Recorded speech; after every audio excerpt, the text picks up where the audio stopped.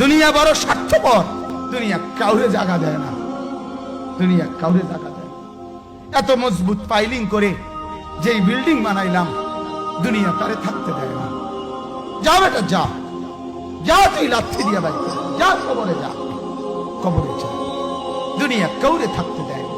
দুনিয়া কত ক্ষমতাধরকে মাটির নিচে ফেলায় দিছে, দুনিয়া কত সম্পদ আলাকে মাটির নিচে ফেলে দিছে, দুনিয়া কত সুন্দরী নারীকে মাটির নিচে ফেলায় দিছে, মাটির সাথে রেজা রেজা করে ফেলছে। আজ আর চেহারা নাই, আজ আর রূপ নাই, আজ আর যৌবন নাই, আজ আর ক্ষমতা নাই।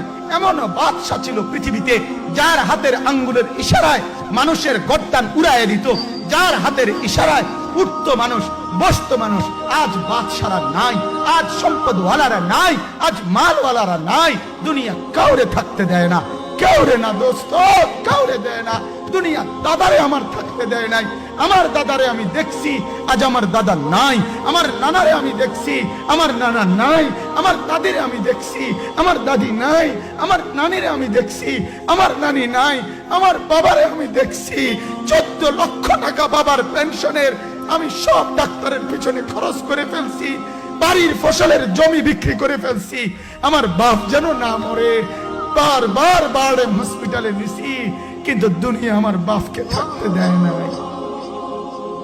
আমার বাপ কবরে চলে গেছে, দুনিয়া কাউরে থাকতে দেয় না, কাউরে না, কাউরে না, কাউরে না,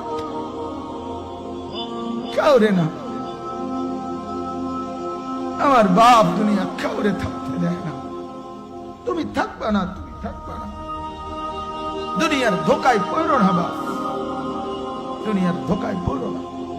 মাকে বুঝার, আজ মারা বেসামাল হয়ে গেছে, আজ বোনেরা বেসামাল হয়ে গেছে, বেপর্দার উৎসব তুলে দিছে। এটা যেন আল্লাহর সাথে যুদ্ধ করছে। আল্লাহ করোনা না, তুমি আরো কিছু দাও, আমরা বেপরদিগি ছাড়বো না।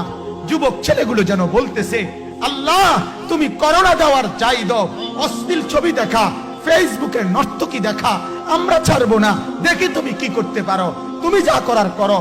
দোকানদার ব্যবসায়ীরা হারামের লেনদেন করা বন্ধ করছে না, সুদখোর সুদ ছাড়ছে না, ঘুষখোর ঘুষ ছাড়ছে না, নাফরমান আর জিনাকার ব্যভিচারী এরা কেউ কিছু ছাড়ছে না।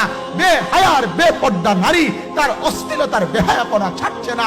মুসলমান তার ঘরে টেলিভিশনের নর্তকীর আওয়াজ তো বন্ধ করছে না।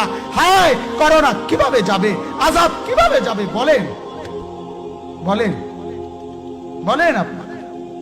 আমার বাপ ফেরাউনের উপরে তো আযাব এতদিন ছিল না, নমরুদের উপরে আযাব এতদিন ছিল না, সাদ্দাদের উপরে আযাব এতদিন ছিল না, কারুনের উপরে আযাব এতদিন ছিল না, লূত আলাইহিস সালামের কওমের উপরে আযাব এতদিন ছিল না, হুদ আলাইহিস সালামের কওমের উপরে আযাব এতদিন ছিল না, নূহ আলাইহিস সালামের কওমের উপরে এতদিন আযাব ছিল না। আজ আমরা মালিককে এই পরিমাণ নারাজ করছি, মালিক এত বেশি নারাজ। আজ 1 বছর হয়ে গেছে, 1 বছরের চাইতে বেশি হয়ে গেছে, কই করোনার মহামারীর আযাব তো যাচ্ছে না। গেছে গা, মানে আমাদের লক্ষ লক্ষ বাচ্চার পড়ালেখা বন্ধ, এরা নষ্ট হওয়ার চূড়ান্ত পর্যায়ে পৌঁছে গেছে। মোবাইল এদেরকে শেষ করে দিছে। লক্ষ লক্ষ ছেলে, গতকালকে এক মা আমার আত্মীয় ফোন দিয়া বলতেছে, সকাল 10টায় বাচ্চাটা ঘর থেকে মোবাইল লইয়া বাইর হইছে, রাতের 10টায় মা তারে ফোন দিয়া বলছে, বাপ ঘরে আসতি না, ভাত খাইতি না। বাচ্চা তারে বলতেছে, তোমার অসুবিধা কি, তোমার সমস্যা কি? মা এই কথা বইলা কাঁদা দিছে যে, শোনেন হুজুর হুজুর দোয়া করো। এক বাচ্চা, এক ছেলে, সে যদি তার মাকেই কথা বলতে পারে, তার মানে গুনাহ তারে এত মজা দিয়া দিছে, ফেসবুক তারে এত মজা দিয়া দিছে, ইউটিউব তারে এত মজা দিয়া দিছে, নর্তকী তারে এত মজা দিয়া দিছে, গুনার দৃশ্য তারে এত মজা দিয়া দিছে, সে মাকে ধমক দিচ্ছে। রাত 10টা বাজলে কি হইছে, রাতের 3টা পর্যন্ত দেখলে তোমার সমস্যা কি? আমার আখিরাত আমি নষ্ট করলে তোমার অসুবিধা কি? আমার জাহান্নাম আমি ঠিক করে নিলে তোমার সমস্যা কি?